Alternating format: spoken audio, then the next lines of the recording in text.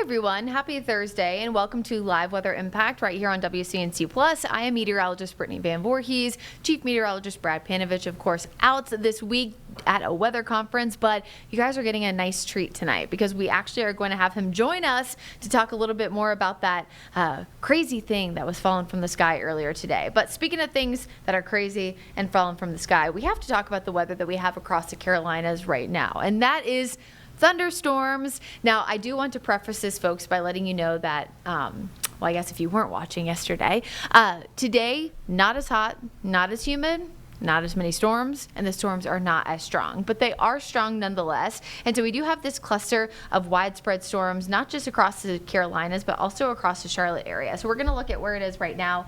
Essentially, if you're thinking big geographical locations that you can target, it's Lake Norman, you guys.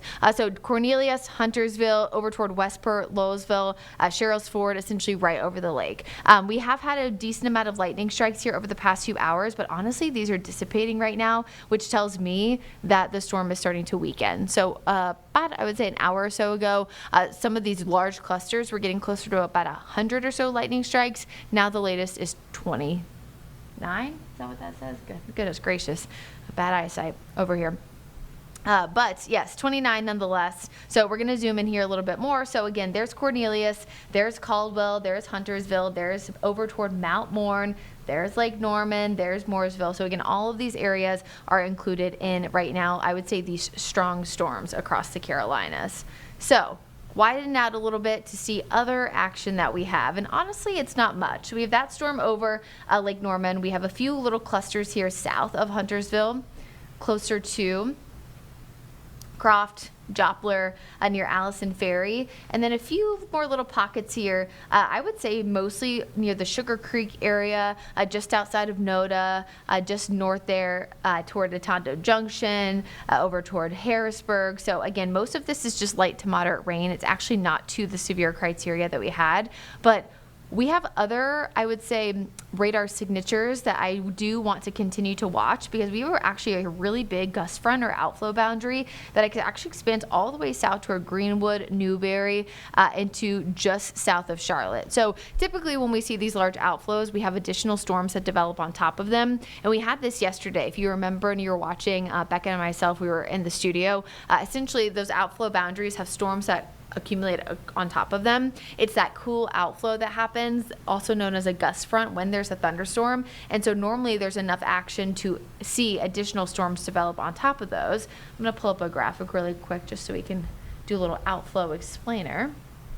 My computer wasn't letting me log in earlier, as both James and Lily know. So, we're cooking with gas here though now. Okay, so outflow boundary explainer. So you have a really, really tall thunderstorm cloud. And within that tall thunderstorm cloud, when you get a nice cold pool that develops and then pushes to the ground, that is what causes that outflow and that gust front. So eventually, because of that cold pool, we're able to see additional storms that develop on top of it. We also get cold pools and areas of dry air too within thunderstorms. That also cause hail to develop. So you see a lot of outflow boundaries on days where we have hail. So essentially it's the difference between the cold pool and the warmer air that eventually causes more storms to continue to develop on top of it. And speaking of hail, I haven't seen a lot of hail reports coming into our storm reports. In fact, actually storm reports have been significantly lacking today. That could be because we're not seeing a lot of storms that are causing anything to give a storm report on, or it could be a situation in which we just don't have that many. But we have had some really strong radar signatures indicating hail, especially in that cell that we have right near Cornelius and Caldwell. So earlier we were tracking the hail core right over here, again, just to the south and southeast of Lake Norman. But now, as we look at radar again, I'm going to pop it back on, I'm starting to see some brighter returns actually on the northeastern side of this cell. So this is closer to Landis near Fishertown right now. This is just north and west of Kannapolis. But notice this really, really bright radar return. That also could indicate some hail. Typically when we see bright returns like this, it's heavy rain mixing with hail that's being shoved to the ground, which is why it's picking up some of that pink coloring. I'm going to see if we can get a slicer on this and see if it will pop up correctly.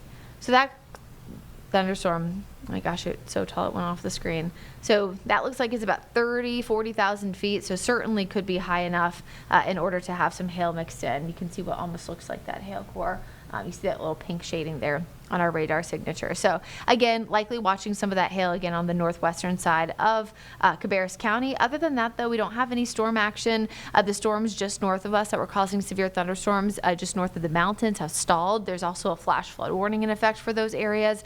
That's mainly toward Greensboro, the Triad, and north. So again, not dealing with that. And honestly, we're going to lose a lot of the peak heating of the day within the next 2 hours, which I do think is going to help. I know we mentioned this last night, but I want folks to just remember that the reason why we were so much cooler today, and again, I know that's relative for this time of year, is because of the storms we had yesterday. So we had rain, cooled air.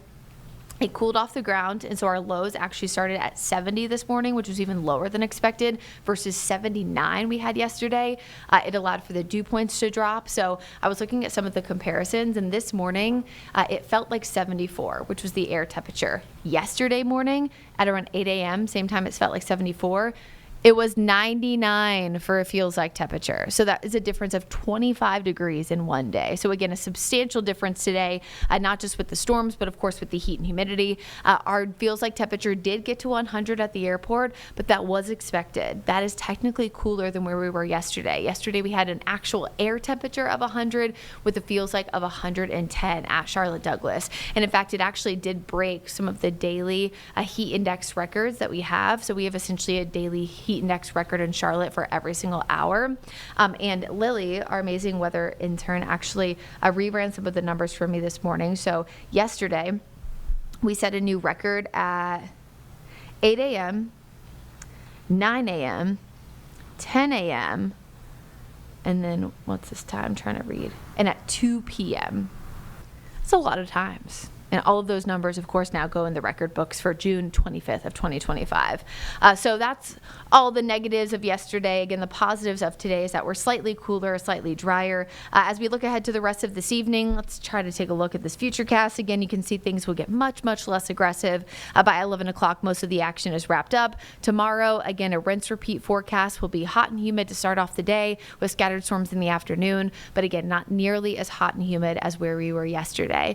I know we discussed this a little bit, but heat and humidity is normal. Yes, thunderstorms are normal for this time of year, but to the threshold we had yesterday and on Tuesday, that is dangerously hot, dangerously humid. Of course, there were unfortunately some fatalities over the last few days related to heat-related illnesses. So I know Chief Meteorologist Brad Panovich said this last week on air, but I definitely agree with him. It's people say stop talking about the heat and humidity. It's hot all year, but until heat is no longer the number one weather-related killer in the United States, we're going to keep talking about it, especially when it is dangerously hot.